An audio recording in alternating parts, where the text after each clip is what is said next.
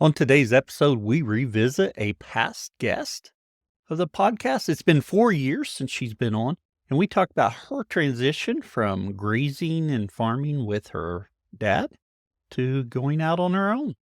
So we will get started with the Fast Five. Our first question, what's your name? Becky Szarzynski is my name. And what's your farm's name? My farm name is Ember Cattle Company, Where are you located? located in Fairfield, Virginia. What livestock do you graze? I currently graze South Pole grass cattle, a cow-calf operation. Very good. And when did you start grazing animals?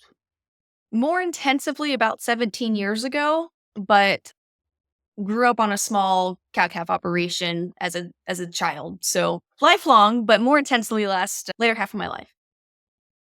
Right. I've been around grazing my whole life, but those early years, I didn't pay much attention. That's to right. it. Wasn't as interesting back then. Welcome to the Grazing Grass Podcast, the podcast dedicated to sharing the stories of grass-based livestock producers and exploring regenerative practices that improve the land, animals, and our lives. I'm your host, Gal Hardage, and each week we'll dive into the journeys, challenges, and successes of producers like you, learning from their experiences and inspiring each other to grow and graze better. Whether you're a seasoned grazer or just getting started, this is the place for you. You're growing more than grass.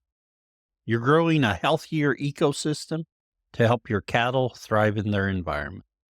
You're growing your livelihood by increasing your carrying capacity and reducing your operating costs.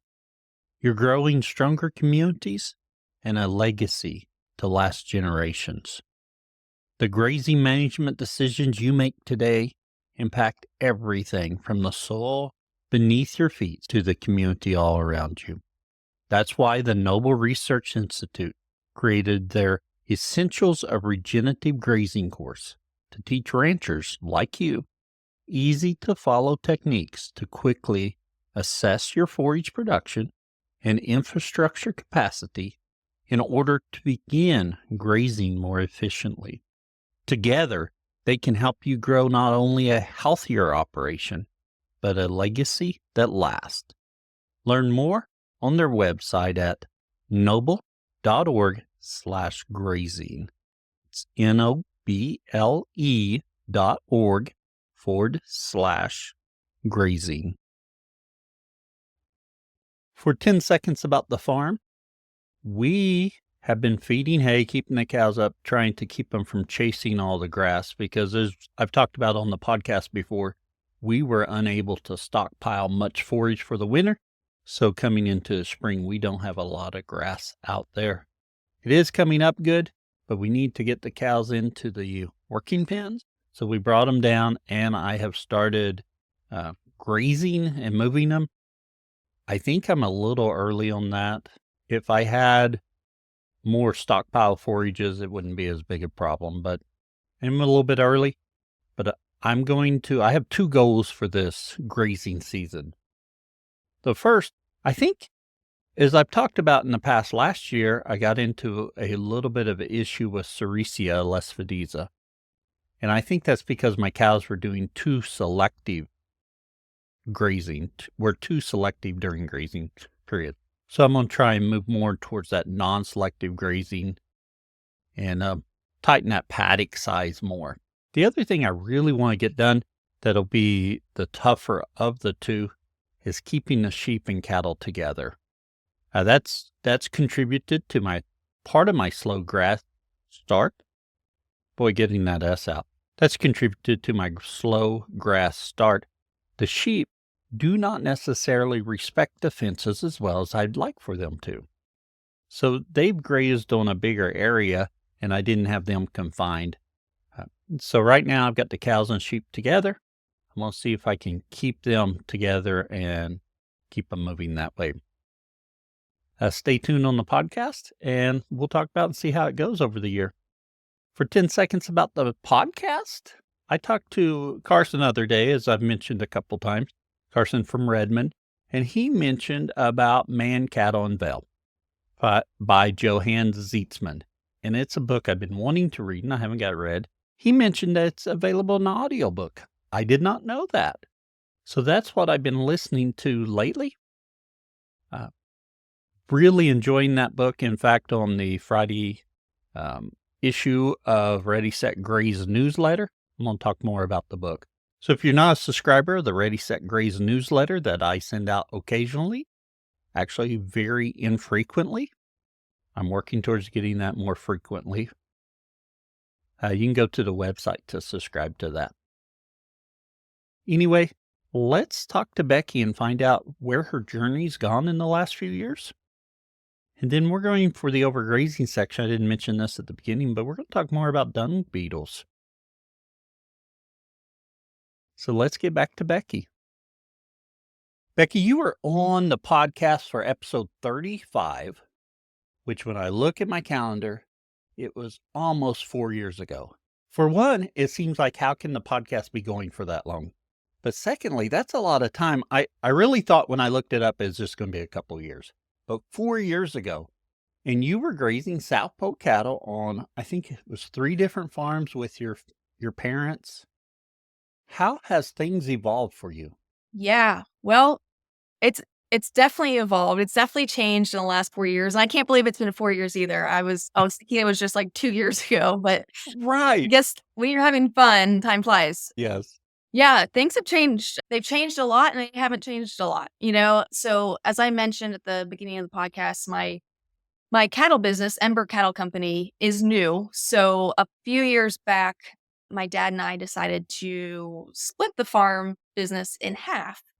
And that brought some interesting dynamics within the family between dad and I, who were business partners for 15 years. But it also gave me some new challenges and some new things to think about. At that time that we decided to do a farm split, you know, I kind of was wrestling with the thought of, did I want to keep farming? Was this something that I really wanted Oh, yes. to do? Because as you know, and the audience here on the podcast, you know, farming is a lot of work. And we had spent the latter all my adult life expanding the farm to encompass 3 separate farms. Currently, we're down to 2. We sold one of them because it was just a smaller acreage farm and ended up selling it to a high school friend of mine who has a goat dairy who makes amazing cheese. So it Oh, works out great. yes, it does. Yeah. And so we're at 2 farms now. And yeah, so I was kind of forced to think if I really wanted to keep farming or not. It was very challenging because I really hadn't drawn a paycheck from the farm in 15 years. And we were kind of always on this incline of building more land, bigger herd, and you're just taking your profits and you're putting them right back into the farm. And I was getting really like kind of discouraged. I was like, is this ever going to be a profitable farm for me? Is this dream I Right. had of grazing cattle at a decent scale for here in Virginia? Was that realistic? And I was starting to think that it really wasn't. It wasn't realistic. And I had multiple part-time jobs on the side to help support as well.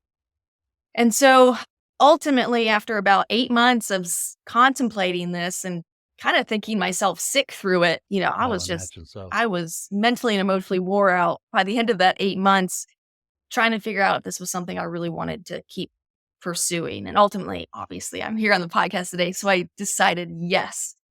Yes.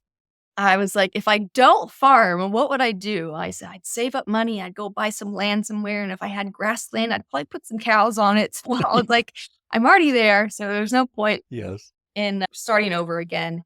And so essentially what I ended up doing was starting my own business, Ember Cattle Company. And that was a great learning experience because it also pushed me to go through some of these aspects of starting a farm business kind of all over again, even though I had the genetics I needed. And I ended up working out a rental deal for my dad of renting one of the family farms from my father so that he can get income from the farm and I can have management over that farm that I already knew. So that worked out really well, but I needed to get, you know, the business up and going. I had some new ideas And again, kind of the silver lining of it was that it was kind of sad that we split a little bit, but since then, my dad and I's relationship is great, and we still actually help each other as much as we did before. So things haven't changed too much in our dynamic, but now I can really focus on the grazing management, cattle genetic focuses that I really been wanting to do. Right. For folks who work with families, sometimes you can butt heads on different thought processes and mindsets. And so that's really afforded me the opportunity to do that and see if my ideas and my mindsets actually work the way I think that they could or should. So that's been great. And it's funny at the time that that was going on, I was also one of my part-time jobs was helping a grazer mentor program. So I was helping a bunch of new beginning grazers get paired up with experienced grazers so that they could have someone to kind of lean upon for support. Oh, yes. And so here I was kind of going through the same process as a lot of these beginner farmers of starting the farm business all over again. And so it was just really, really interesting to be kind of in that seat with them as well. And then too, again, having to kind of step back and rethink about it. Farming was something I wanted to continue to pursue. It really helped give me a new perspective on farming, and so when I decided to, yes, I'm gonna keep farming, my new business is Ember Cattle Company, this is the direction I'm going, I really had a lot of motivation behind it this time, and, Oh, yeah. because if you stay in farming for so long, you do it your whole life, you kind of humdrum, it gets mediocre, it's the same stuff over and over again, and so for me to have to sit down and really think about what I wanted in my life, what I wanted with my farm, it really gave me that push. And so again, it was a hard time to go through, but I'm really glad on the backside now that I went through that. And it's been fun. It's been a new learning experience all over again for me. I would think getting started on that, whenever you start a business, you're energized, you're motivated, but like everything, the longer you do it, that motivation wanes. You're not as energized, and that's when that resilience and dedication and discipline comes in, all things I need to work on. But by by taking over your own and getting started on your own path, I'm sure that reunited all that, the love for it and going forward. I do think it's really interesting, family dynamics. I went to college, came home, dairied with my parents for a number of years. And then we sold out the dairy and I worked off the farm, but I continued to help dad. And as I've matured, not aged, obviously, but as I've matured, dad and I get along much better than we did when I was younger and we butted heads. We didn't agree upon direction of everything and much better now. It's really interesting because I think totally independent, I can do all this. But then I find myself, we do something and I call dad to talk to him about doing it. I'm like, but I did this, so I can just do it on my own, Yeah. but dad and I are in constant communication. I mean, I talked to him this morning before the podcast. In fact, right now, since my lease land borders my dad's land and I use our facilities here, we have our cattle running together right now. So, Perfect.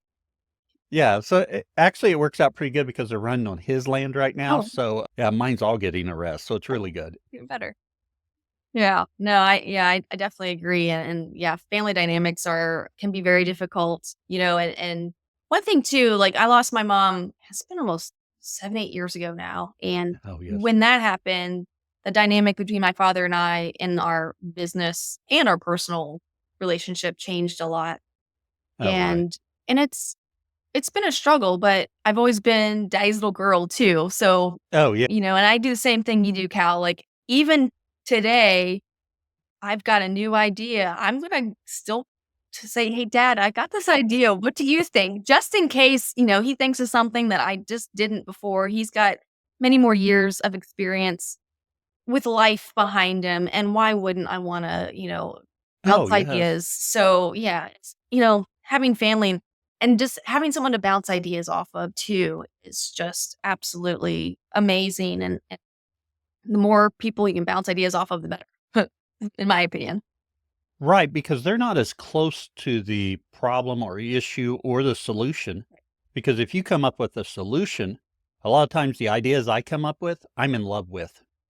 And so I, I tell my wife for one, and she'll pump the brakes and get me back on track. But if she doesn't do it and I talk to dad may be able to pick up some of those blind areas for me Yeah.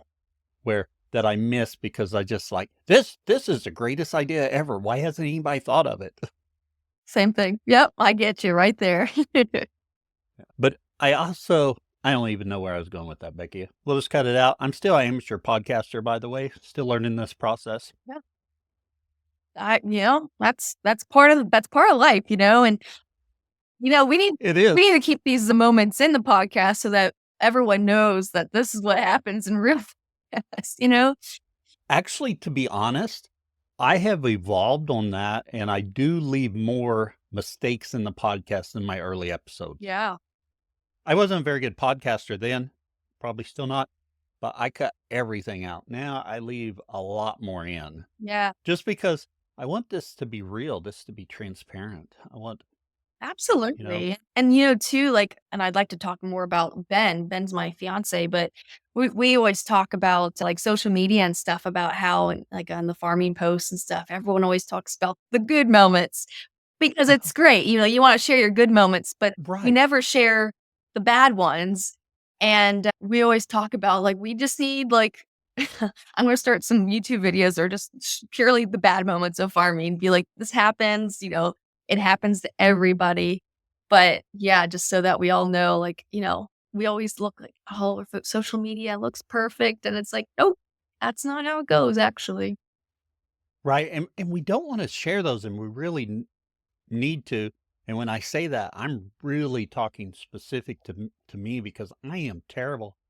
I just talked to Carson from Redmond the other day. He was down here for a conference, and we were talking, and I said, my big holdup or my big thing that causes me not to put out more stuff is I can't stand to be wrong. Mm. And I know I'm wrong. I know I'm learning. I know I'm evolving. I know my opinion tomorrow will be different than today because tomorrow I'll be different than I was today. It's just part of our maturation or our growth process, especially if you have that growth mindset. So I know that's the case, but I just don't want to be wrong. Yeah. And so that causes me not to put out stuff that I try and be more transparent on the podcast and say, last year I grazed wrong and Sericea took over an area that now I've got to fix this year. Yeah. But it's really hard for me to do that. I agree. It's very difficult yeah, the same thing happens with me all the time. I've got hundreds of videos that I've made to put on YouTube or for social media to share what I'm doing, and I never post them. I just delete them after a Oh, couple yes. months because I'm like, this was stupid. This was dumb. Nobody wants to hear this. Or if this really isn't the case for them, or if I can't stand to hear a bad comment from somebody, I just won't post it. And at the same time, it's like, you know what?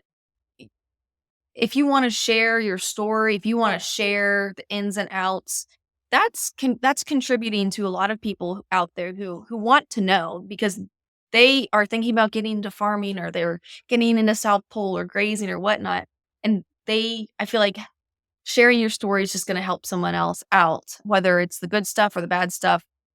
And so, yeah, I agree. It's hard to keep putting all that stuff out there and you're like, "Oh, I don't know. Is someone gonna say something about this? Or, is am I gonna change my mind in a year?" And, I'm a female, so I change my mind every 5 days. So you never know. Yeah, that's not limited to females. That's Oh, everyone. I'm as guilty of it as anyone. And I will say for the podcast, the positive comments I get from the podcast far, far, far outweigh the negative comments. yeah, But it just takes one negative comment to put me in a bad mood for a while. I know. You know, I hear I do feel, a rising tide lifts all boats, that we ought to be supporting each other. So I really get confused when people want to put negative stuff out there. I just don't think it's beneficial. Anyway, I won't go on that soapbox longer. Let's talk about getting Ember Cattle Company started. Yeah. You you had access to cattle you already had with your dad. Did you and your dad own everything together and then you split it up, or did you have some that were your cattle and some that was his cattle? Technically, all the cows were kinda like the Mountain Glen Farm, which is his farm business and the one I was working with him under. And so when I started my new one, we just came to the terms that I was gonna take half, he was gonna take half. We sat Oh, down yeah. and sorted through them. I had some of my favorites, he had some of his favorites, Right. and we kind of went from there. And that was it was a good time to, like, review what we had and how far we'd come in 15 years since we had started at that point in the South Pole breed. I think in my first podcast with you, I talked about we started out with Black Angus and slowly transitioned to Yes. South Pole. And so now we're 100% South Pole or percentage South Poles in there still because we just really found that this breed works really well for what we're trying to do. And what was really great at that time for me going into Ember Cattle Company with this set of cattle was that I had I guess my level or my standard for my cattle genetics, I think it was as a specific level, and I wanted to make sure that all my cattle met it. And so Oh, honestly, yes. when I first started into ECC business, I did a pretty big cull, actually. I was like, "You know what? These animals just aren't working for me." Whether it's mainly attitude issues. So I had some Oh, yeah. spirited ones in there that certain people would tolerate, and I just didn't because being a lot of times being out there by myself, having to tag a calf or something, that's really when they show their side. Right, it is. I didn't wanna have to worry about that, and it makes it really unenjoyable when you're moving cows every day that you get kind of I call them the stupid ones because I'm like, "You're just acting silly, you don't need to be acting that way." So, I Right. first started I did a pretty big cull of those animals, and I kinda did a soft cull later on during the preg check season that 2nd year, and I also wanna mention that as I started into my new Ember Cattle Company business, my boyfriend at the time, now fiancé, was a huge supporter of my farm business, what the struggles I was going through, and very supportive and understanding and willing to help in any way he could.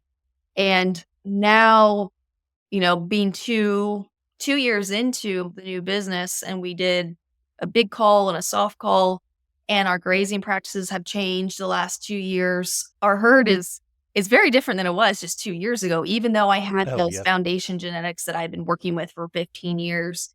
And so really, really happy with where we're at now. Still have a lot of things to improve on within my herd genetics. I think that's a lifelong goal if you're a farmer with cattle or any livestock.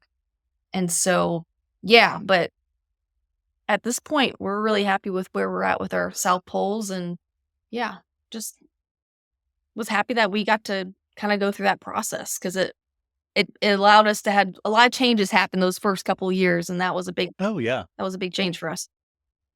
Yeah, and an opportunity to do a reset on some of those genetics and taking that hard line saying, "This is not the base I want for my future herd." Opportunity. I do think you may have missed opportunity. You all coulda had a cattle draft day video where your dad was drafting and you were drafting animals. Yeah, It yeah, it yeah. a whole setup, yeah. That would have been good. Again, he's Yeah, on and everything, but right. yeah. You mentioned there your grazing practices have changed. Yeah. How have they changed and why? So, again, for me, the one thing that has never changed for my farming business is I wanna be low input. I wanna do more with less. And that can mean all kinds of different things to different people, and hopefully Right. as we talk, I'll keep explaining what that means for us. But for grazing purposes in the last 2 years, I was doing more of, like, once a day moves, once every 2-day moves, and the last 2 years, we have upped it to twice a day moves. And I know Oh, yes. some people might think that's overkill, some people might think that's not enough, 2 last last year for sure, twice a day moves has worked really well for us. And it's also allowed us to do that soft cull later on because the cattle that couldn't handle the twice a day moves, Yeah. they ended up falling out, and I was okay with that. That's kind of what I wanted to Right. do. Kit Farrow has this great quote that says, "Not calling at least 10% of your herd means you're not pushing them hard enough." And I know that's really hard to even think about, but we try not to prop our cattle up with anything. And this past year, we got hot and dry during the summertime like we always usually do, and it looked like the West out here. Everything was brown, Oh, dry, yes. crispy, and we kept plugging them through those twice a day moves. Sometimes they didn't have the nicest forage, and we kept asking them to do more and more with what we gave them. Sometimes they had great forage and they were being spoiled, Oh, yeah. but with that, moving them, we were slowing down the herd, but moving them at a faster pace, like more times a Right. day. And for the most part, most of the herd was fine with it, but there were a couple that just didn't breed back and they ended up culling themselves. But so that was the biggest change. And again, having Ben to help me implement the twice a day moves has been instrumental because I tried that in years past by myself and I would just always burn out. I would just burn out trying to do the Oh, side yes. part-time jobs and moving cows twice a day was just a lot. But having his help has been instrumental to making that happen. And we usually set up the paddocks in the morning, move them in the morning, make a paddock for the evening move, and then in the evening time, we'll put on our running shoes and run out to the cows and kinda make it like an exercise at the same time Oh, yes. to go move cows. And, yeah, so that's been great, and, the decent breed back, only a few fell out, and again, just asking them to do more with less. And, one thing too that we changed this past year was because we were tightening them down into smaller paddock sizes and moving them more often, which the cows actually really love. As cows love to they're Oh, yeah. excited when they see you. Oh, they're mad when they don't get to. Yes, they start bawling like, "Move us." But Yes. with that, we have decent water points. We have a lot of Ritchie 4-ball troughs throughout the farm. Oh, yes. But one side of the farm is kind of flat and rolling, and the other side is very, very steep hills. Like, we live here next to I'm looking out my window now, looking at the Blue Ridge Mountains. So we're kind of very close to the mountains here in Virginia. And we we didn't have water at the top of the hills. And so we were thinking we're gonna have like these little temporary little out points with hose and water troughs to get them to the tops of the hills. And our well system just wouldn't push it to the top of the hills. They're just Oh, yes. too steep, too big. So one thing we ended up doing was, we have neighbors that live on the tops of the hills. And so we traded them beef for water this past summer, which worked out great. One of our neighbors, he was kind of like, I don't like, yeah, I guess I'll do that. But like, how much water is it going to be? Oh, right. Honestly, I don't know. So we put a little water meter on his outside spigot on his house and ran a hose across his yard to our pasture, put up a stock tank and drank off of that for a couple of weeks and it worked out wonderful. They didn't use hardly any water, but we ended up trading them. We really put a dollar number on it and we traded them beef for it and that worked out great. And that was just, one thing that we were trying to like you don't know until you try these things, and we didn't know if we could get the water where it needed to be.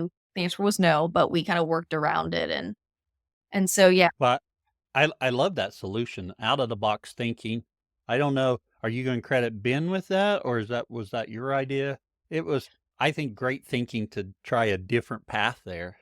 Yeah, no, it's yeah. It's been great. Again, having someone to bounce ideas off of. I think Oh, we yeah. come to a lot of ideas because we, like, go back and forth with each other a lot about, "This is a problem."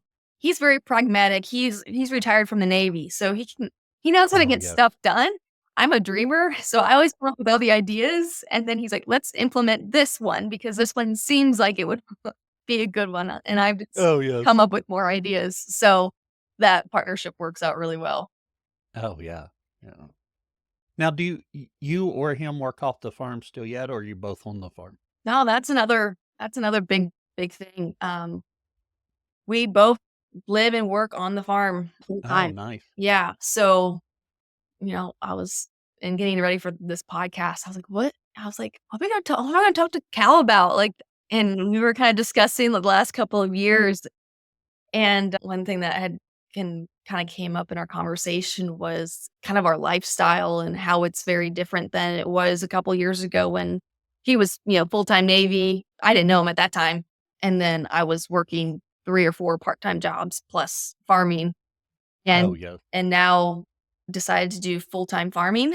And that has been great. And we can do it because, again, when I started the Ember Cattle Company business, I've been farming long enough and had enough assets built up that the farm could pay its way.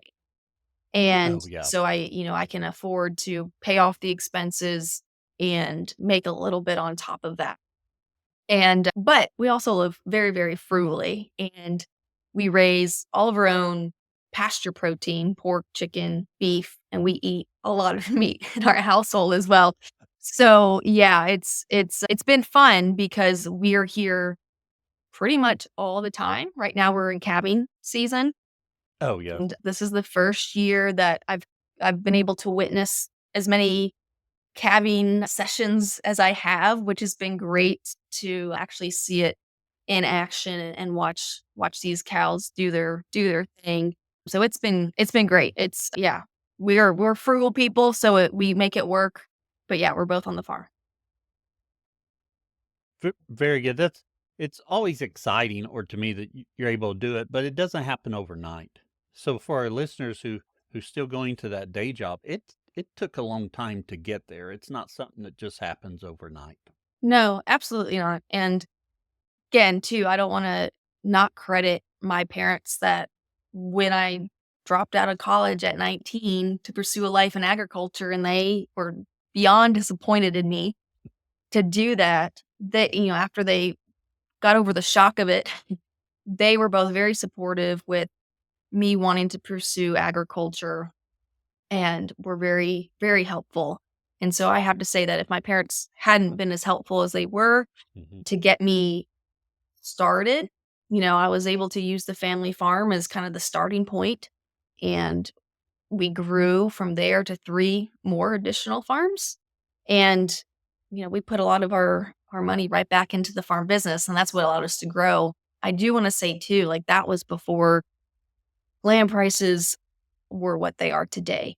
And, that is really hard too because, like, I wanna expand my farm business Oh, yeah. already, but with the land prices around here, it's very difficult to do with the type of farming we're doing. But yeah, it took 15 years to even get to the point where I felt like my cattle genetics were as efficient as they are, and to the point where I can, like, charge some decent money for Oh, yeah. my breeding stock, and I think they're worth every penny, honestly. With the way prices are of cattle today, they are absolutely worth every penny, but, it takes time to do that, and I know a lot of people see the kind of the romanticized idea of starting a farm business and all that stuff, but it takes years. And like I said at the beginning of the podcast, I didn't take any income from the farm for 15 years. Oh, yeah. And so I had 3 or 4 part-time jobs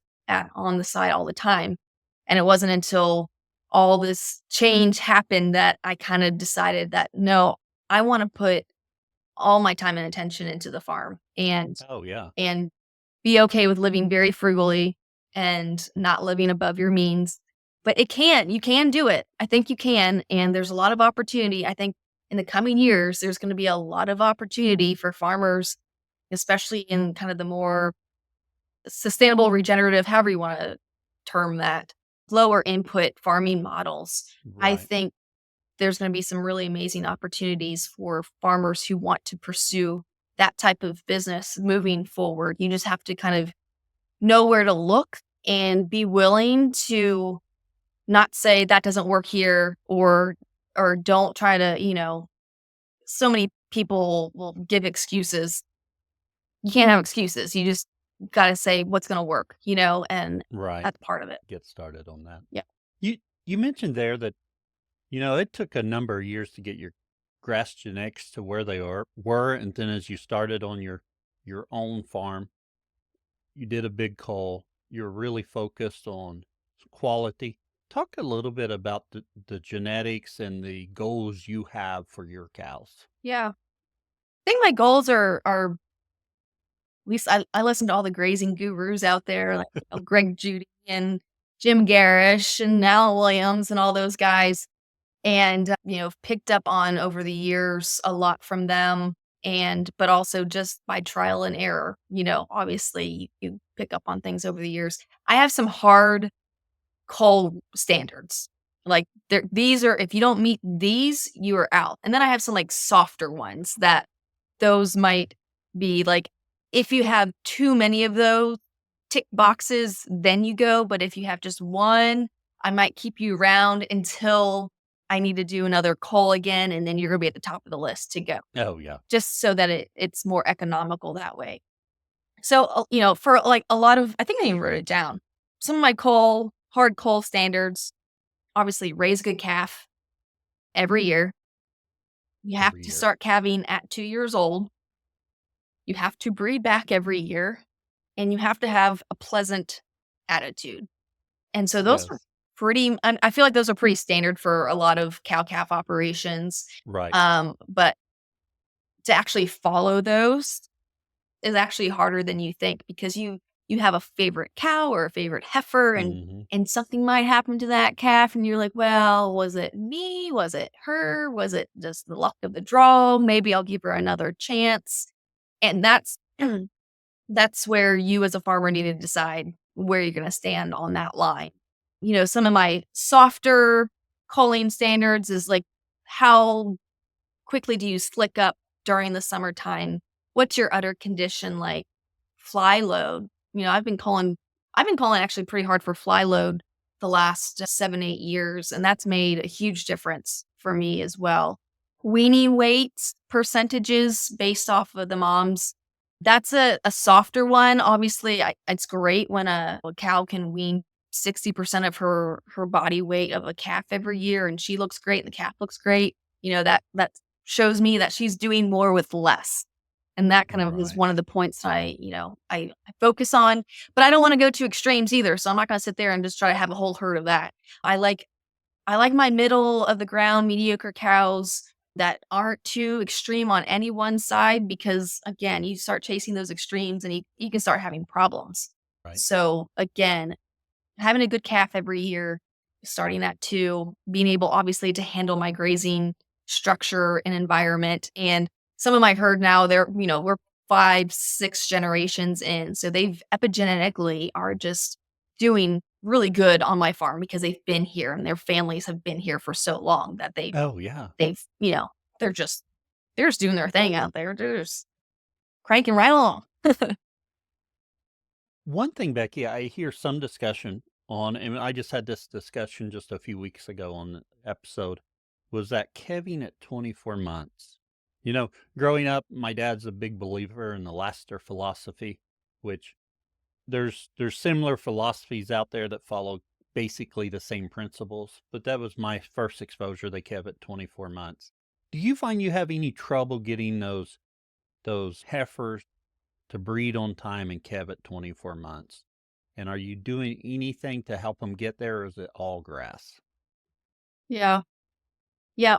I've always, as long as I've been in cattle business, have asked our girls to calve it too. And I've heard pros and cons of calving at 2 versus 2.5 or 3. For us, calving at 2 seems to work. It's not so during the preg checks during the fall when we do preg checks, out of my yearlings that I've exposed to a bull, I'll usually get 80 to 85% bred. Oh, yes. I think is a pretty normal take rate. And I remember when we first got into sow polls, and sow polls are a smaller framed animal. They're, about average 1,000 pounds. And the vet kept telling me, these animals aren't bred. These not bred. I'm like, well, they're just smaller animals. So it's fine. But, so I'll tell you, I'll share with you and your listeners when things don't go great all the time. This calving season hasn't been the greatest one for us. Some of our first calving heifers didn't perform like I wanted. And whether that was one, I think was due to the extremely cold temperatures of calving in March, first Oh, year of yeah. Virginia, which I think I'm gonna start pushing back here because that was just not fun. And sometimes they do have issues. First calving heifers can be a wild card. They really can. But for the most part, out of those 80 to 85% of those heifers, this year, they've dropped the calf unassisted. I've been watching them through the binoculars. The second that calf hits the ground, they go from being their kind of curious yearling self to immediate mom modes. They go from maid Oh, to yes. mother really fast, and it's been great to watch that. And it sometimes brings tears to my eye because it's a very emotional time, but it's amazing that they go through that transition so quickly. But again, first calf heifers, sometimes I've had them in the past reject a calf. I've had them just Yeah. have a problem with having the calf in general.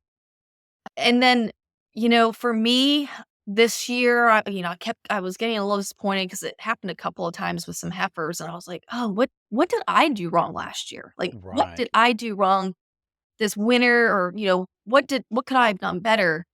But ultimately, I kinda came to this realization or belief that, it's also Mother Nature calling out the ones that just aren't fit. And so those girls gonna go get finished out for some really beautiful nutrient dense Yes. beef for somebody, and I don't give those cows another chance. I just don't. And the ones that calved and had them beautifully and went straight to mom mode, they stay in the herd, and those maternal traits will hopefully pass on and pass on and pass on.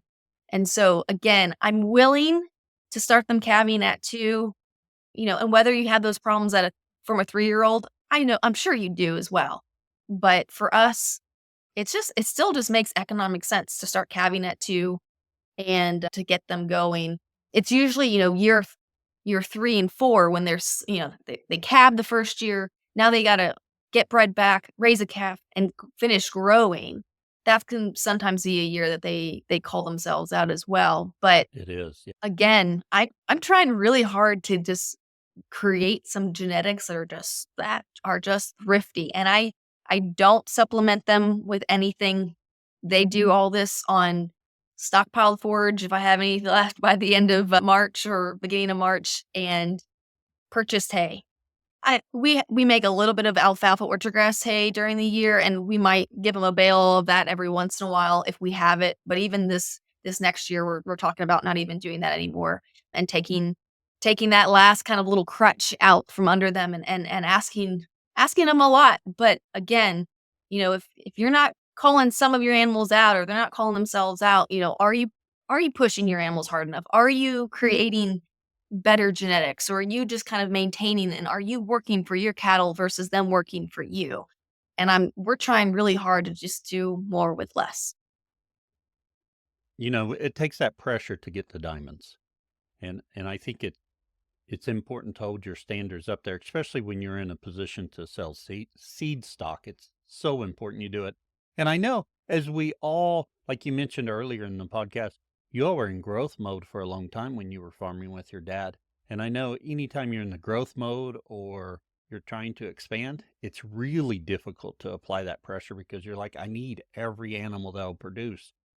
But if you if you prop up one, she has a couple heifers, then in a few years you got 3 you're propping up rather than just that one. So I love the early hard culling of them, or in my opinion, that's what we should be doing. Yep. Becky, let's change. Well, actually, before we change gears to the overgrazing section, you had mentioned on the last podcast about maybe at some point adding some sheep in or some other species. Have you considered doing that? And is it on the horizon? Yeah, we did consider it again. And again, I do never wanna say never on the sheep because we did have sheep years ago, and we surely loved the way that they graze with the cattle, and we ran them together. Yeah. During the lambing season, we did separate them, but we had such a we ended up getting rid of them because we had such a lot of coyote Oh, pressure yes. on those lambs, and so we had them for about 8 years, and finally gave them up, which we're still kind of sad about sometimes.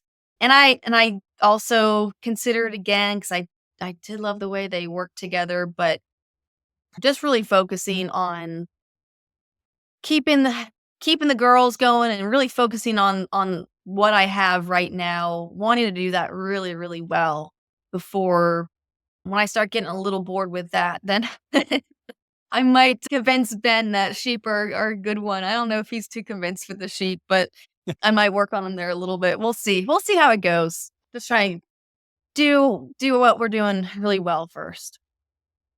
Yeah, I think that's a great way to go. I struggle with sometimes I want to do this, sometimes I want to do that, and it divides my attention. Mhm. But if you can focus that attention on one area, you can make greater gains than you can if you've got divided attention. Yep. Yep. Let's transition to the overgrazing topic about your farm. At Redmond, we know that you thrive when your animals do. That's why it's essential to fill the gaps in your herd's nutrition with the minerals that they need. Made by nature, our ancient mineral salt and conditioner clay are the catalyst in optimizing the nutrients your animals get from their forage.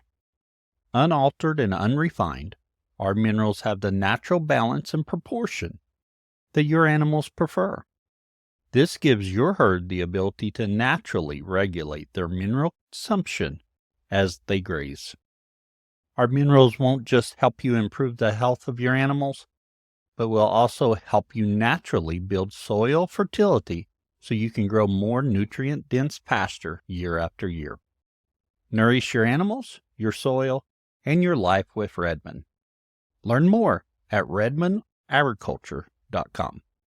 We're going to dive in deeper on, and today we're going to talk about dung beetles. We have not, as I think back as past episodes, I'm sure dung beetles have been brought up, but we really haven't covered them. So maybe to get started, let's just get everyone up to speed. What is a dung beetle? Yeah. Well, I will preface, I am no expert, but I have enjoyed diving deeper into self-study on these little creatures the last few years. I've given a couple of talks on them as well. I think they're actually on my YouTube channel. So if people want to learn a little more about dung beetles and their benefits, I invite them to my YouTube channel to look at those videos as well. But dung beetles are an amazing little insect that I feel like has gained popularity the last few years more than they have in the past, which is great because, for farming, especially in this type of way of low input farming, where I don't want to depend on outside inputs to make my farm productive, dung beetles is an absolute just must have. And it wasn't until a couple years ago that I actually started even looking at my dung pats to see if they were there. Dung beetles are amazing little insect that come in different sizes. They can be the size of like a little pin prick, like the tip of a pen, to the size of your thumb, really, or your thumbnail. And I've seen all those different shapes and sizes in my own manure pats here in Virginia, depending on the time of year. And for the most part, now every species kind of has a different season that they excel in. Some of them are more spring, some are more fall, some are more summer. Even during the winter, you'll still find them in your manure pats depending on where you live. But they do enjoy more activity during warmer temperatures. So springtime right now, I was looking at some pats the other day in the field, and there's some species already out there doing their thing. But essentially, for the most part, dung beetles will fly around. They're very sensitive to the smell of manure. Obviously, that is what is their fancy. And they will fly into a pat of usually freshly laid manure that's kind of juicy and sloppy is what they like. They don't like the old mature ones that have like the dried cap on them. Those are past their prime. They want the fresh ones. And that smell attracts them to it. And a lot of the movement they do is at nighttime as well. And you'll actually see a lot of dung beetles if you have any like night dusk dawn lights on your porch or something, look there in the mornings or in the evenings, you'll actually see probably a lot more beetles there, and they'll actually be dung beetles if you have them in your area. But they'll come, find a pat. They enjoy the liquid slurry part as the adult dung beetle to actually consume for food. And what they usually do is they find a mate, depending on the time of year. And during that mating time, they will start to tunnel down through the manure pat. Now, some species, there's 3 different types. There's dwellers, tunnelers, and rollers. And usually when we think of dung beetles, we kind of envision like those big dung beetles that roll dung balls from their back feet in Africa. And we do have rollers here in the United States as well. I've actually never seen one, but I hear they're around. I usually see dwellers and tunnelers. And dwellers usually tunnel down within the manure pat itself. They tend to be a little bit of the smaller size dung beetles, and they will create these little tunnels and these little brood chambers where the female will deposit her eggs. And when the eggs hatch, they have all this manure that's kind of around them. And if the parents pack some manure balls in the brood chambers for them to eat, that's what they eat. And then tunnelers, they go a little bit further in their activity where they actually tunnel down through the manure pat down into the soil. And it could be a couple of centimeters, couple of inches, and it can be even feet, like depending on the Oh, yeah. species of dung beetle and how big they are. Usually the bigger ones will go deeper. And they will create these tunnels and chambers and again, deposit their eggs. And usually within those deep down tunnels, the parents will roll up these balls and shove them full of these tunnels and brood chambers full of manure. And that's when the eggs hatch, the larvae actually eating those dung beetle balls. Some of them are laid within a ball so that they just come out in the dung ball and eat that. And not only is that another great way of utilizing the manure on top and putting it to the soil so that pests like flies and stuff can't also lay all their young in that freshly laid manure pat. So the activity of the dung beetles helps with those pest species, but it's also taking all that really great nutrients, especially that nitrogen that's very volatile that likes to just go off into a gaseous state.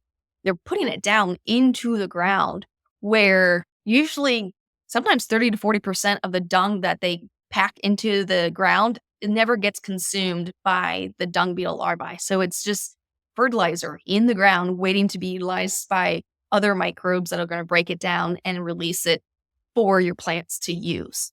And so it's a really incredible little creature that can bring so much, I call it like kind of passive income, because every time I look at a manure pat and it's full of dung beetles, they can move a lot of dung if you have a good population. And all of that is just going straight into your soils. And so I know there's also been a lot of talk about like, what do our insecticides or our pesticides or even our herbicides doing to our insect populations? We know that for the bees, the honeybees is having a massive decline in population right now because of all the different sprays and just the different farming styles that are taking place is not very proliferating for the bee population. And dung beetles are kind of very similar. A lot of those insecticides are not good for them. Certain ones I think are less abrasive to them than others. But I would be safe to say that, if you don't use them, that's probably going to be the most beneficial for your dung beetle populations for sure.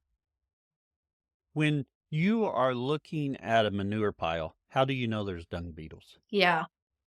So usually what I like to do is if I'm just visually looking at a new-ish manure pat, I'm saying newish like it was laid within the last 24, 48 hours, depending on where you're at. If you see holes, little holes in the top of your manure pat, that's a telltale sign that you have dung beetles in it. If you want to dive further into seeing what kind of dung beetles, you can take a stick or your foot and just kind of smear the top of that manure pat across the soil and see if you witness any of the beetles within it. Again, some of them are itty bitty, and you'll have to just kind of sit there, you smear it open, you kind of just sit there and you watch for a couple minutes. Sometimes it takes a few minutes for them to get going if you don't have a high density of them. But if you have a lot, you'll sometimes even see the manure pat moving itself. And so, yeah, that's the easiest way to know if you've got dung beetles. Another great way is if it is maybe a couple more days older, you'll sometimes see little mounds of freshly excavated dirt next to the manure pad itself. And sometimes you'll see a tunnel. I know a couple falls ago, there's a beetle called the rainbow scarab, which is this beautiful, beautiful dung beetle. It's about the size of your thumbnail, and they come in all these different colors. That's why they're called rainbow dung beetles. They actually sell them in pet shops, I think, because of all the different colors they come in. And the males will have one singular large horn. So unlike cows, the males in dung beetles have a horn. Sometimes they have one horn, sometimes they have two horns, and then the females don't have horns at all. And so that's one way you can identify if it's a male or a female.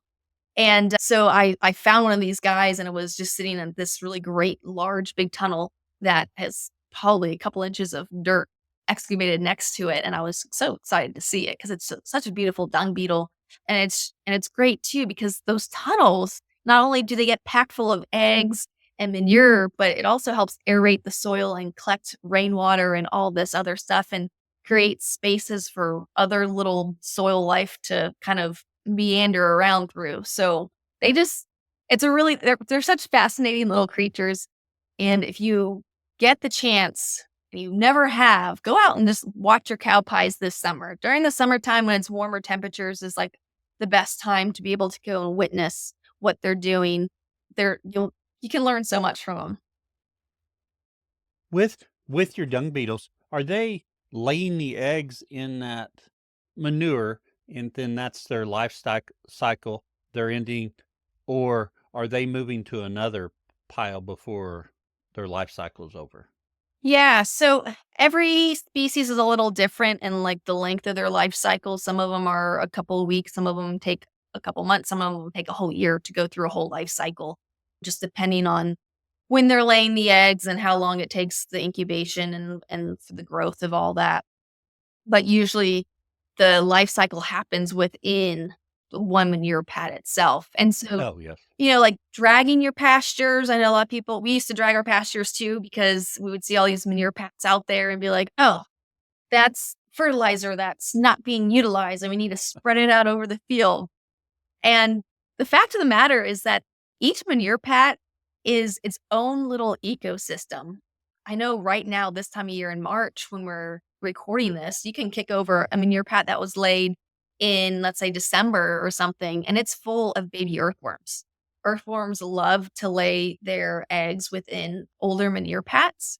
And that's, you'll see the robins come in this time of year and scratch all those manure pats out because they're after those earthworms. And so again, what if you want to utilize those manure pats? Because I know every time you look at a manure pat, that's money. That is money. You buy it either with grass or you buy it with hay. It went through the animal, and that's money fertilizer sitting on your soils. And you want to incorporate it into your soil as fast as possible because that nitrogen is going to start volatilizing and is gone. And if it sits on top of the soil, it's going to oxidize in the sun or it'll run off if you don't have good infiltration in your soil. So you really want to incorporate it as fast as possible. And the best way to do that is obviously with our soil life and microbes. And so I'm all about just trying to create an environment that they can do that with. Yeah, I'm all the time I have people saying, "Well, should I drag my pastures?" I hear conversations, especially this time of year, about dragging your pastures, and I'm always like, "No, don't do that. Let the manure just set. It's handling it.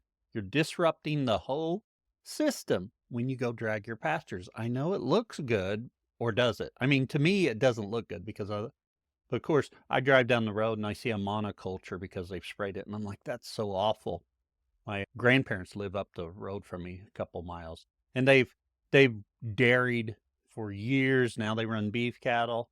I was talking to her one day. She will be 97 this year. Wow. But I was talking to her one day, and she's like, "Oh, that pasture next to you is so pretty." And I'm like, "No, it's not. It's just Bermuda grass that they fertilized and they sprayed every other living thing out of it." I think my pastures are beautiful, but Yeah. each their own. But Your perspectives change over time for sure. And it does. yeah. And with the I have to say, I have seen a few rollers here. Now, I can remember as a kid, my brother and I finding rollers in the pasture where we lived really small. And I haven't seen them for years. And I'm just watching all the time. We have the other types because I see the holes in the manure. Dad uses a dewormer on his or a wormer on his cattle. I do not. So I think I should see more rollers on land that I'm managing or where my cattle are running. Now, my understanding with the dewormer, it's going to kill those insecticide or insects in it for a certain period of time. But once that period of time, most of them, it's going to be okay. But the crazy thing is, I saw a roller just right outside the barn here going through a gate last fall, and I don't know why I didn't take a picture of it because I was like, "Whoa, wait!" And Yeah. I don't know why I didn't take a picture. I really don't know, but just right out there, I was looking at a manure pile to see if it had holes in it for dung beetles, and there was a roller just up from it, just a little ways. And I was like, "Oh, It's wow." amazing. I was a little disappointed because it showed up on dad's place as opposed to the land I'm leasing. So I was Well, like, "Wait, this isn't the way it's supposed to work." But I was pretty excited to see it. absolutely, I love that. Yeah, it's always exciting when you see a new insect or critter or plant or whatever that you hadn't seen before, and then all of a sudden here it is. You're like, "Oh my gosh." Yeah, it that's what makes on my social media for the next week straight is like the rainbow dung beetle or something, and people are like, "Okay, enough, enough." Oh, yeah, Mhm. yeah. Have you kept track of how many species you've identified? I think not this past fall, but the fall before, I was getting ready for a talk, and I was talking about dung beetles. I think in October is when I did rummage through a cow pie, and I counted, I think it was 9 or 10 different species in that one Oh, cow yeah. pie alone. Oh, wow. So that was really interesting and really exciting to see. It's kind of hard. There's not a lot of great dung beetle identification information out there. There's one, well, I did talk to a gentleman, Dr. Matt Poor, who's in North Carolina, and I actually did an interview with him. He did was part of a paper with NC State that was Oh, yeah. studying dung beetles, and he has a great little picture diagram of how they bury into the soil and lay their brood balls and the different types. And at the end of that paper, he has kind of an identification guide of like some of the most common species in this area. And just if you by size, shape, they have different colors and all that good stuff. Oh, yeah. Mm. I think I read in North America, there's like 7 dozen different species of them, so there's a lot. There is. There yeah, we're I know some of them are native here and some of them have been brought in from, like, Europe and stuff like that. I know Australia's having a big moment with dung beetle because 'cause they've been introducing them in Australia the last couple of decades, I think, because they were having a livestock manure issue, and we're trying to figure out the best way to fix that problem. And yeah, and different dung beetles like different types of manure as well. Some kind of tailor more towards cattle or dog or sheep. Some like more of the grassland, some of them more savanna or woodland type stuff. So it's just it's fascinating. We don't think about them enough, but they do a lot for us on our farms, and as long as we don't kill them, they're doing all this work for us. So for me, it's Yes, like, again, learning to work with Mother Nature so that she can benefit our farm business as much as possible. right, I completely agree, and I wanna, encourage the listeners, take some pictures of your dung beetles, post them online, and tag the Grazing Grass podcast in it, or post them in the Grazing Grass community on our Facebook group. Love to see those pictures. Love to see what everyone's finding out there. Dung beetles, I often think I'm gonna write a book over the pursuit of dung beetles as the story of my farm. We'll Huh? see if I ever get it done. 'Cause you don't have enough stuff to do. Yeah, I know. I have all these ideas. I just gotta focus. That's right. Yeah, I've only heard that my whole life, so we'll go with that. Our we are going to go ahead and transition to our famous 4 questions. Same 4 questions we ask of all of our guests. And you've already asked answered these once, but we're going to have you go through them again. We'll see how the answers compare. Okay. Our first question: what is your favorite grazing grass related book or resource? Mm, there's so many of them. Nowadays, Yes, there there's is. so like between like publications and videos and social media, which is great because, 10 years ago, there was hardly anything at all. Right. Yeah. So It's a wonderful problem to have. yeah, there's so many. I gotta kind of say, I don't know what I said 4 years ago. I think I probably said the same answer, but I'm gonna say Stockman Grass Farmer publication is still one of my favorites. It's never too long or overwhelming, and they always have very pertinent articles. And a lot of them too are some of them are stuff that we've heard before, and it's always good to kind of hear it again. But a lot of them are like kind of new concepts and ideas, which always intrigues me because if you're in this industry long enough, you kind of start hearing the same stuff over and over and over again, and it gets repetitive. But there's some really interesting people that write articles in there that are kind of on the forefront that bring new concepts to what we're doing or finding out new discoveries, which I think is the most interesting to me.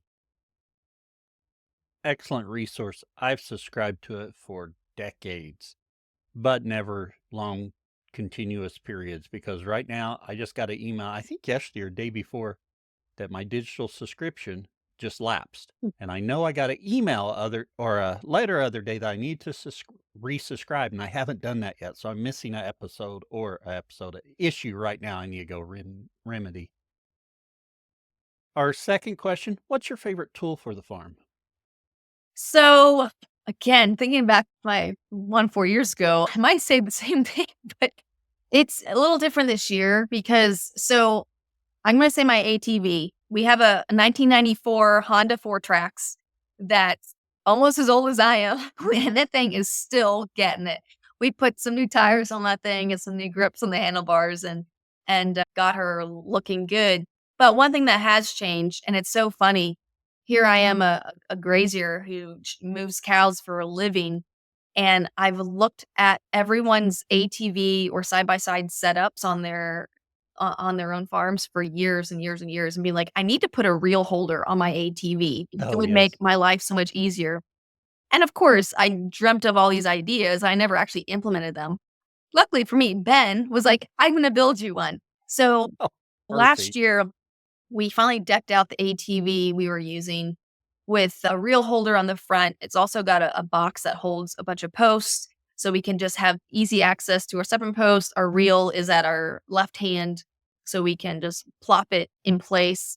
We've got another kind of basket esque thing on the back that has surplus posts. And then also I think we can hang 5 or 6 reels on the ATV at a time.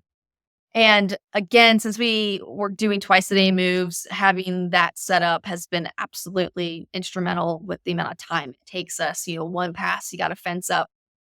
With that, too, I will also mention if you know you're going to be doing this type of work with step in posts, polywire, reels, that kind of thing, do not buy cheap stuff. Do not buy stuff from China or whatever. I don't want to diss what they're doing, but usually some of that stuff is just not the highest quality. Right. And really get it from a reputable source. It might be twice as much money, but 3 years ago, I bought a box of some pretty cheap step-in posts. First time I used them, they were breaking. The clips were breaking off. The metal spike at the bottom was bending. Talk about a waste of money. Oh, yeah. And just, it all ended up going into the trash. So get good reels, get good polywire, get good posts. Not only is it going to, some of my posts I got 15 years ago, I have 50-year-old step-in posts still that I use today. So they last. It's worth the money and more or less the frustration that you get from cheap stuff. We're low input, but we do spend money on a few of those items that we know is well worth it. So make the daily tasks that you have to do. I used to call moving cattle kind of the daily grind because it would get monotonous over the years. I've kind of reframed it recently into my daily rituals to make it a Oh, little yes. more of a different perspective and telling myself to slow down and enjoy what I get to do because what Yes. I get to do is absolutely amazing and not most people on this planet will ever get to understand what it means to move livestock. And so if there's a daily ritual that you need to do, make sure you make it as enjoyable as possible, or else you will not keep doing it. I sometimes I can be a lazy farmer if that's not a contradictory, but if something isn't fairly easy or straightforward for me to try to do on a daily basis, as you know, most people will be like, this is not worth it. And again, you know, we're moving cows twice a day, even talking about moving them 3 times a day this year. I know a lot of people who look at us and are like, "You guys are crazy. You spend all that time moving cows." And I'm like, "Well, you spend all this time in a machine all day. It's just different work. It's just different types of work." It is, yeah. So I know a lot of people who spend a lot of money on a nice truck or a nice machine because it makes it that much more enjoyable. Same thing. Make it enjoyable. Spend that extra money. Figure out what works for you, and make it work. Eh, 4 years ago, you said your ATV as well. And I think you have a video that talks about the way you've got it set I up now on your do, YouTube yeah. channel. Thanks for mentioning Yeah. that. Like, we did a video this past summer, so June I think it was June of '24, and we had just vamped it up, and it had been a couple of weeks, and we were still trying to figure it out, but we haven't changed a thing that we had done in that video. I did a quick review of what the setup was, so if people wanna see what it looks like, I do have a video on my YouTube channel that shows that really quickly, all the details, and it's the exact same as it is today. It's worked out beautifully for us. And the other part about buying quality product, it's so important. I know when we started, we tried to get started with cheap energizers. They just cause more problems. I actually still have one here. I don't know why I have it because I use it occasionally and I get mad and I put it up and then I'll be like, "Well, I need to do that. That'll work." No, it doesn't because it only lasts a day before it and I are at odds. Posts, I've tried to buy local tread-in or step-in posts from local stores and every bracket has broken off of them or the stake has bent now or something. I started buying O'Brien's. I can't even count on one hand the number that have a problem. Yep. And I have, I don't know, a couple hundred of them or something, you know? Yeah, So spend the money for it. It'll pay for itself in the long run. absolutely. Yep. Couldn't agree with you more. And our third question, what would you tell someone just getting started? So this one might be a little I don't know what I said 4 years ago, but I did mention earlier in today's podcast that, land prices are very different than they were 4 years ago. Yeah. It is it's a tough industry to be in anyways, but, for someone starting out, like I also mentioned, I was helping out with a mentor program for a few years there. If you're interested in grazing livestock, first of all, go to these grazing conferences. Usually if you're lucky enough, your state might have a grazing council, a grassland council. I know Virginia has the Virginia Forage and Grassland Council, which is a great nonprofit organization that puts on a lot of educational type pasture walks and conferences and bringing a lot of amazing speakers to just start getting your wheels turning on a lot of this stuff. Go intern at a farm, go volunteer your time to go help a farmer. Say, hey, like I got this idea in my head of this is what life I want to pursue. See what the work actually looks like, what it feels Oh, yeah. like. And, if you want to start out, I was lucky enough that my family had a small amount of land already for me to kind of get going on, which was very beneficial for me. If I didn't have that, there are opportunities out there for young folk looking to lease land, looking to do some custom grazing if you don't have the funds to even buy cattle or livestock. Right. I would start with something simple, stockers. I know a lot of people want to get into cow calf operation right away, but if you have no experience with cattle at all, definitely try some stockers out first. They're a great way to get your knowledge base about cattle going. You're gonna have to get into the community of where you wanna be though to get that leased land. For me personally, I it's hard for me to get even leased land. I've lived here my entire life. So the more you're out in the community, the more people get to know you, know what you're looking for, getting a good feel from you, knowing what kind of farming you're doing. Some people are really excited about the regenerative movement, and they might Right. pick you for a lease over somebody else just because of that mindset. So you can do it. And I think in the next coming years, as more of the older generation start kind of getting to that age where they're, like my dad, he's 74, 5. He's getting to that age. He's like, kind of want to start slowing down a little bit. And I'm like, I get Oh, it. yeah. Like, he wants to go travel, get an RV and travel around West and whatnot. And there's going to be more and more of those farmers looking to get somebody onto their farm to actually farm it. They're not in it for the money per se anymore. They're usually set on the money.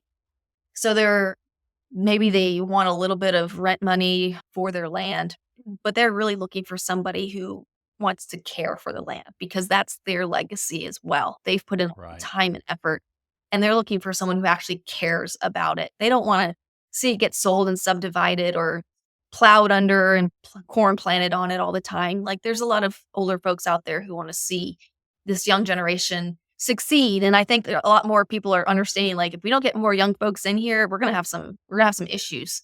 So yeah, there's opportunity everywhere. You just gotta get out there and start flipping over some rocks, trying to find it. I think that's excellent advice all the way around. And yeah, action will beat non-action. So get out there and try. I will add real fast too on that other one. If you're going into livestock as well, I know a lot of people probably say this, but find livestock that is the type of genetics you want. It will save you years and thousands of dollars if you buy good quality livestock. Don't buy if you're gonna go into calving and you don't have much experience with cattle, do not get first calf heifers. Don't get heifers. Don't go out and buy bred heifers. Everybody wants bred heifers, and I sell bred heifers a lot to people who have experience or don't have experience. And then they have issues. Again, heifers can be a wild card. And if you're spending really good Yeah. money on a first calf heifer because you're thinking, oh, I'm going to get more years out of her, get a 4 or 5, 6-year-old cow who has had a calf every year. She's proven she's a pro. She hasn't had any issues. They tend to be they might not be cheaper. I wouldn't classify them as cheaper, but Right. they will give you a whole lot less issue. They will be so much more enjoyable. And it's just so much more of a positive way to start out. You want mama cows that know how to do the mama thing. So I'd advise either get stockers and start with that or get some a little bit more mature cows that have been through the process and know what they're doing. Right. So you want your cows or yourself, at least one of you to know what's going on. If Exactly. you have heifers, they don't know what's going Yeah. on. And if you don't know what's going on, it could be a disaster. If you don't know what's going on, get cows that's done it before. They know what's happening. You're just there learning. A great way to say it. Yep, they are worth their weight for sure in gold. So, yep. And Becky, where can others find out more about you? So I've got a couple different places they can find me online. I've got a website, embercattle.com. I got a YouTube channel that is Ember Cattle Company, I think. Ember Cattle Company. You'll find me on YouTube. I have all kinds of different videos about what I do on the farm, grazing, cattle. I also have like the ATV setup, different things that work for us, things that haven't worked for us. I've also done quite a few different interviews with some of the grazing gurus out there. Jim Garish, I did a really great one with him this past fall. Joel Salatin, who else? I don't Kit Farrell. Kit Farrow. Yeah, that's right. Kit Farrow's on there too. So it just when I see the guys out and about at these conferences, I just ask, I say, "Hey, can I sit down with you and have a little chat?" Just to try to get some more of that good information from them. So Oh, yeah. on there, Facebook, Instagram, again, Ember Cattle Company, and I'll just do a quick plug in. I started a tallow soap company business here soon too, called Fat Cow Soap.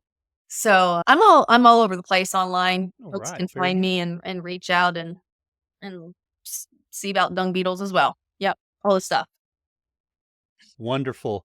Becky, really enjoyed it, but we have one more question. But we're turning the tables. It's a question you asked me. So what would you like to ask me? Well, this is a good one. So, I didn't give you time to think about that ahead of time because I was hoping for an easier question. yeah, no, that's a great question. I would like to, with all the folks that you've interviewed over the 4, maybe 5 years now, 5 years, yeah. 5 years, that's amazing. Where do you see kind of the mainstream agriculture going in the next 5 years versus more of the regenerative movement? Do you think the regenerative movement is gonna keep kind of building, or do you think we're gonna start going a different route? Or kind of what are your thoughts on the future of agriculture in the United States? I I really think, regenerative grazing, regenerative farming has grown, becoming more popular, more of a buzzword. But I still look around and there's very few farms doing it. So I just look I think about the stretch of road I'm on. I'm the only one that's moving cows or doing anything like that. Everyone else, in fact, I'll have a number of airplanes flying over me this spring spraying weeds. I had saved a bunch of vetch last year that I wanted to go to seed in one certain pasture, and they killed about, I don't know, 100 yards of it. I was very disappointed.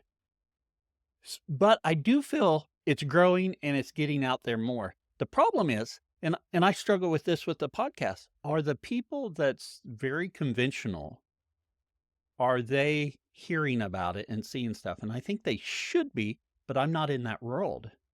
And the people who I think would benefit most from it, I know they've had to have seen, some of our podcasts put out there, not only mine, but Working Cows, Ranching Reboot, Ranching Returns, Stockman Grass Farmer. We've got all the YouTube channels. So they're coming across it. But, I say this a lot of times on the podcast. I can hear the same thing 100 times. And it's that 101st time I hear it. And I'm like, why didn't someone tell me that? I've heard it, but it spoke to me differently. And that's why I think sharing these stories are so important. I do think it's going to continue. I think we're making progress, but I would just went to a homesteading conference, which I think homesteading is growing. More and more people's doing that. And at the whole homesteading conference, I heard stuff about, I don't know that I heard the term regenerative grazing, but people were talking about rotating your cows and moving them. That's an area I don't think we really touched on either. So I think there's tons of room for growth, and I think we're going the right direction. I don't know how far we'll get because changing mindset takes a long time. One thing that gives me a little bit of hope, and I don't want to get into any politics because I have all kinds of concerns about politics, but with the USDA, I'm hoping some of these pesticides and chemicals that are getting used, maybe we have stronger legislation, stronger rules about them.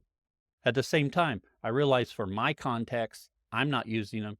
That doesn't mean other people shouldn't use them. That's just not what I'm doing. However, I would like to make sure they're safe and we're using them appropriately. So I think we have potential for growth and we'll see how it goes. So I told you nothing. Well, I still appreciate the input. That was still, the more times the way I get to some of my thoughts is, if someone says something and it hits a chord with me, I'll say, sounds about right. And yeah, and it's really difficult too. In my younger years, when I was like, oh, I'm a rotational grazing guru here, doing this all the time and always sharing my story with all the local folks who just thought I was silly little girl. But, we all see the world through our own lenses. We do. And, I definitely don't want to be sounding like an elitist, like the way that I'm doing it is the right and only way, because it's absolutely not. It's just what I do, where I feel like I'm drawn to go with what I do. And Right. my neighbor, I'm staring at my cows right now at the window and staring at my boundary fence. My next door neighbor, he farms if I was going to say opposite, we are complete opposite of the way that we farm. And we just, we keep to ourselves. We both do our own thing. He thinks that I'm growing weeds over here, and I think he's got poisons over there. So it's like, Right. but we all see that what we're doing is the right way forward. And I think mindsets will change. It just takes a couple generations, maybe than longer than we think. And we'll see how it goes. And we go back to that, a rising tide raises all boats. That's been my favorite thing for the last week to say. But we're all in this together, whether or not they're doing it a little bit different than we are Yes. or totally different. Yeah, We can all benefit each other. And I think it's important we be inclusive rather than exclusive. absolutely. So, Yep, absolutely. Well said. well, Becky, I really appreciate you coming on, catching us up with what you've been doing, the formation of Ember Cattle Company and what's happening there. Appreciate it. Thank you so much for having me on today, Cal. Had so much fun catching up here. Thank you for listening to this episode of the Grazing Grass Podcast, where we bring you stories and insights into grass-based livestock production. If you're new here, we've got something just for you. Our new listener resource guide is packed with everything you need to get started on your listening journey with the Grazing Grass Podcast. Gives you more information about the podcast, about myself, and next steps. You can grab your free copy at grazinggrass.com/guide. Don't miss out. And hey, do you have a grazing story to share?